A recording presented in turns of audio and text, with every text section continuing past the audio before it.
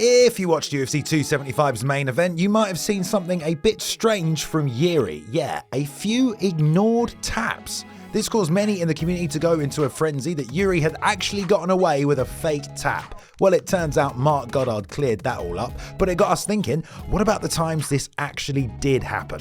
Well, I'm Balian from MMA On Point, and these are the 10 fakest goddamn cheating damn tootin' turkey butt fake taps in MMA. Number 10, Josh Barnett versus SEMMY.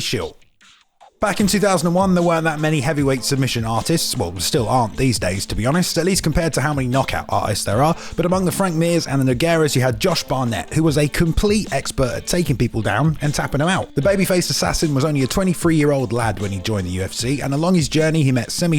If you didn't know him, he was a big Dutch kickboxer and was actually on a 9-fight win streak at this point, also technically the Pancrase openweight champion at the time as well. But Barnett took him right down, started dropping some frankly horrific ground and pound until he decided it was submission time. He snatched up an armbar, and as SEMMY postures up to get out of it, he kind of taps on Josh's leg.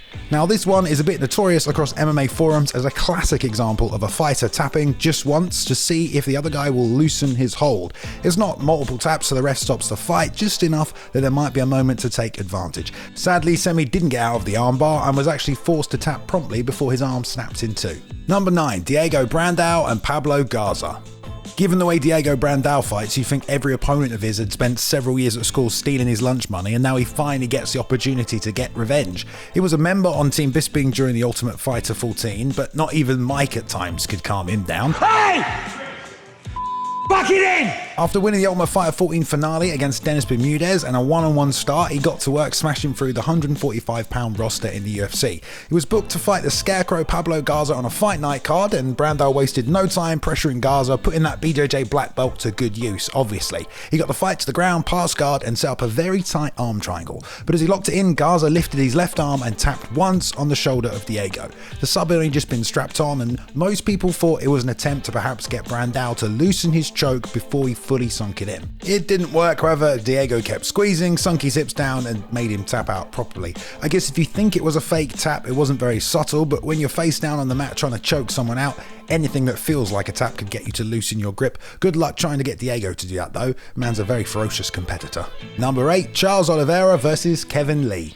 Back right before we shut everything down for the pandy, the UFC put on this really weird event in a completely empty arena in Brazil. The governor had declared no public gatherings just 5 days before the event, so the UFC cancelled media day and everything else, but put the fights on anyway. The main event was Charles Oliveira against Kevin Lee, which turned out to be a pretty good fight, but by the third round Kevin was starting to gas very hard. He shot for a takedown, and as you can probably guess, he got stuck in a guillotine. It's Charles Oliveira, he had to tap, and he did so about 4 or 5 times, but then after Charles lets go, he starts trying to take his back and continue the fight. Obviously the ref explains to him, hey man, you tap, fight's over. No, you can't fight no more. Oh, what? But Kevin continues to protest, saying he didn't tap.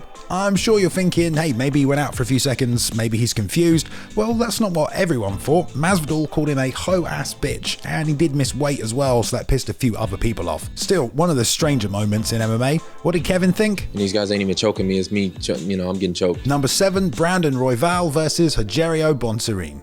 Moving swiftly on, another submission that caused a bit of a discussion on social media was Brandon Royval against ROGERIO BONTORIN. It was a fast-paced fight, and about halfway through the third and final round, the very flexible Royval locked up an armbar. Bontorin postures up and gives one little tap. Dominic Cruz and Bisping immediately acknowledge it, but it's not enough for the ref to jump in and stop it. He almost tapped. He thought about it. ROGERIO kind of got out of the submission because of it, and the fight ended up going to a decision. Royval still won, but anyone that bet on him to finish by submission was probably super pissed. Anyway, media members Jedi Goodman and even Luke Thomas tweeted it out and asked for someone to convince them it's not a tap, and he wasn't the only one. Pearl Gonzalez, Angela Hill and Jason Ellis also said he tapped. Someone pointed out perhaps one tap shouldn't count as tapping, but then Luke brought up Werdum vs Fedor, where Fedor only tapped once and quickly, and the fight was stopped.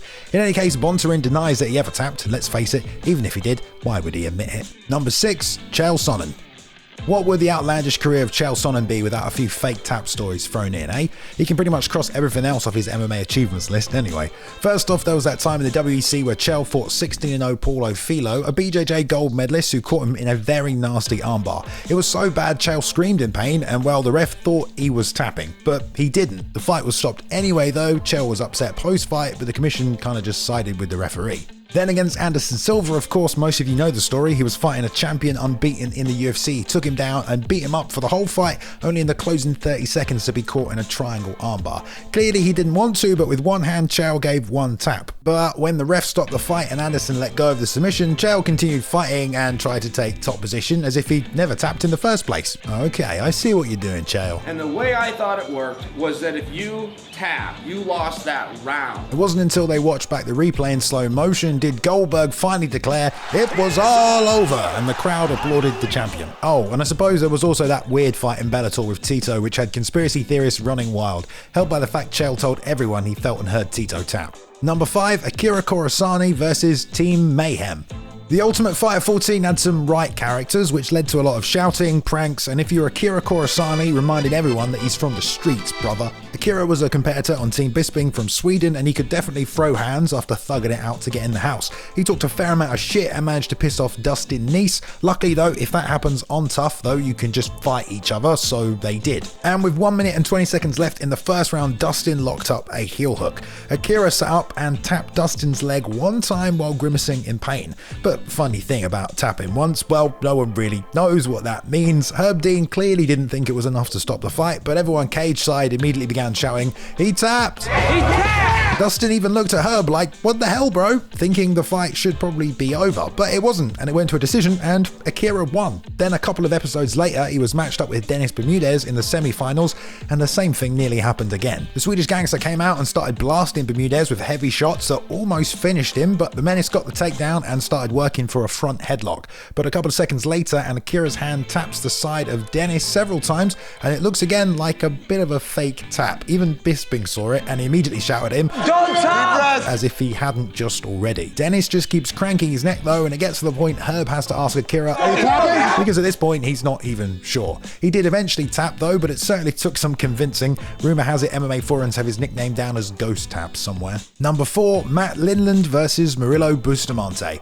There are plenty of arsehole things to do in MMA, but one that frequently does the rounds on Reddit is what Matt Lindland did to Murilo Bustamante at UFC 37. Now, Matt was undefeated at this point. This was his 5th UFC fight, and it was for the middleweight championship, so the stakes were pretty much as high as you can get. Undefeated, title on the line and all that. With 2 minutes left in round 1, Murillo grabs an armbar off a bridging Lindland, it's locked in, and he taps. John dives in, grabs Bustamante, who lets go of Lindland's arm. That's when he popped his head up and goes, "Yo, I didn't tap, bro." Big John McCarthy didn't really know what to do. He just stood both guys up and sent them to their corners. It was even funnier when the commentator said, "Well, no reason to believe that Bustamante can't put him back in that position." Well, geez, he's already won the fight, hasn't he? Either way, it is possible that Matt's arm was perhaps stuck and it flailed about and that looked like a tap, but I mean, considering everyone else's reaction, it doesn't really seem to be the case. Bustamante finally tapped him properly in the 3rd round and became middleweight champion. Number 3, Seth BACZYNSKI versus Tim McKenzie.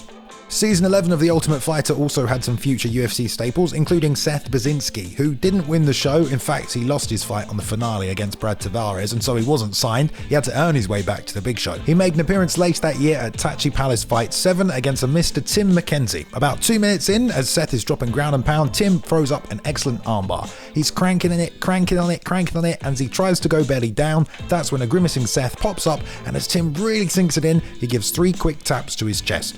If you watch it in slow motion, there's no denying he basically just taps to the armbar. Tim looks up at Seth and literally lets go of his left hand, and that's when he sees an apparent perfect opportunity to unleash some revenge. The snake in the grass drops several big shots, and it's all over. A TKO win for Seth with some straight up blatant cheating. Yeah, not really sure how he got away with this one. Tim appealed the outcome to the commission, but it wasn't overturned, and it goes down as a TKO win in the 1st round. Seth was even given a title shot in his next fight after this one before making it back to the UFC. Number 2, Caleb Austin versus James PLOSS.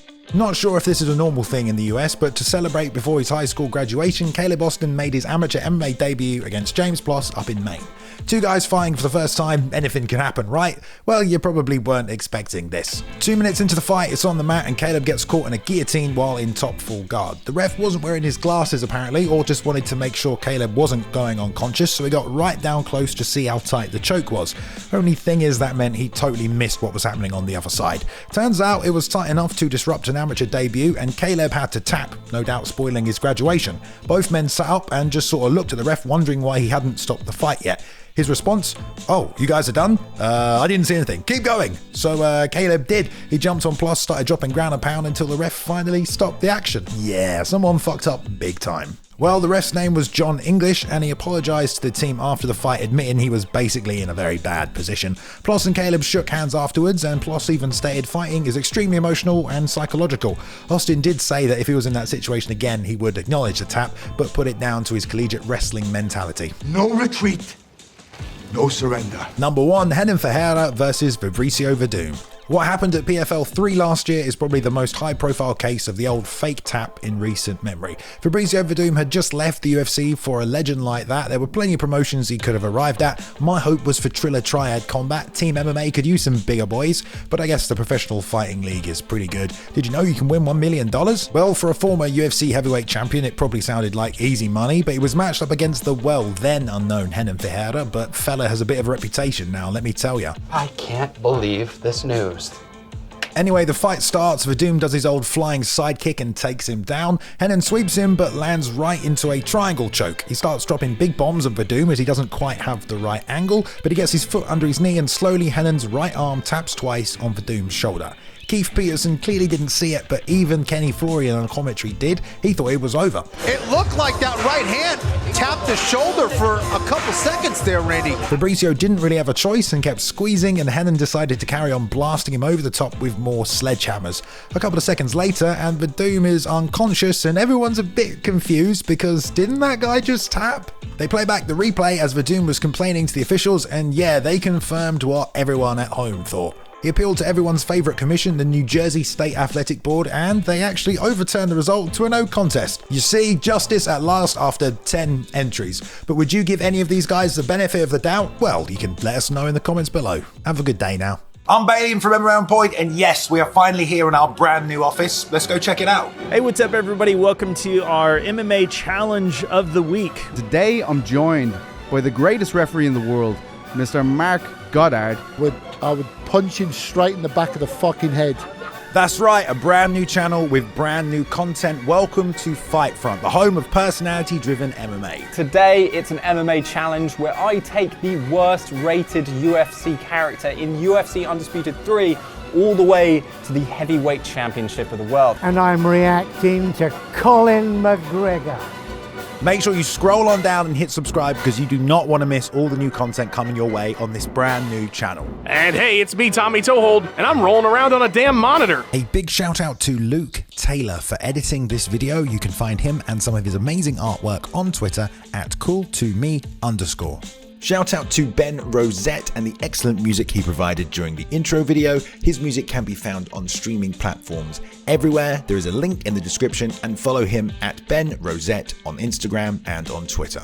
Thank you very much for watching, everyone, today. Please go ahead and like and subscribe if you did enjoy the content. We upload at least 3 videos every week for your viewing pleasure. Go ahead and leave a comment below if you want to join in the discussion, and follow us on Twitter at MMA On Point and myself at Balian_plays. You can now jump in and join the community Discord as well if you want to continue the discussion further, and I hope you've enjoyed yourselves. I'll see you in the next one.